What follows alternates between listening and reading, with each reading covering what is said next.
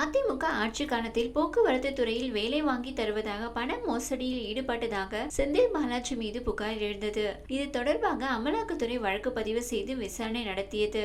செந்தில் பாலாஜி தொடர்புடைய இடங்களில் ஜூன் 13ஆம் தேதி அமலாக்கத்துறை சோதனை நடத்திய நிலையில் ஜூலை 14ஆம் தேதி அதிகாலை கைது செய்யப்பட்டார். 6 மாத காலமாக சிறையில் உள்ள செந்தில் பாலாஜி ஜாமீன் கேட்டு சென்னை முதன்மை அமர்வு நீதிமன்றத்தில் இருமுறை மனு தாக்கல் செய்தார். இருமுறையும் ஜாமீன் மனு தள்ளுபடி செய்யப்பட்ட நிலையில் உயர்நீதிமன்றம், உச்சநீதிமன்றம் ஆகியவற்றில் மேல்முறையீடு செய்தார். உச்சநீதிமன்றத்தில் செந்தில் பாலாஜியின் ஜாமீன் மனு விசாரணைக்கு வந்தபோது மருத்துவ காரணங்களை கூறி ஜாமீன் பெற முடியாது என தெரிவித்த மனுவை தள்ளுபடி செய்யப்பட்டது.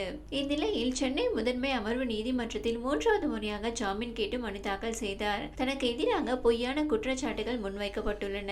தன்னை இந்த வழக்கில் சிக்க வைக்க வேண்டும் என்பதற்காக போலியான ஆவணங்களை தயார் செய்யப்பட்டுள்ளது.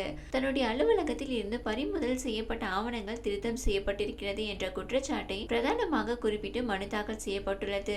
இந்த மனு சென்னை முதன்மை அமர்வு நீதிமன்ற நீதிபதி அல்லி முன்பு இன்று விசாரணைக்கு வந்தபோது செந்தில் பாலாஜி தரப்பு வாதத்தை கேட்ட நீதிபதி வரும் ஜனவரி 8ஆம் தேதிக்குள் பதிலளிக்குமாறு அமலாக்கத்துறை அதிகாரிகளுக்கு உத்தரவிட்டு செந்தில் பாலாஜி ஜாமீன் மனு மீதான விசாரணையை அன்றைய தினத்திற்கே ஒத்திவைத்து உத்தரவிட்டுள்ளார்.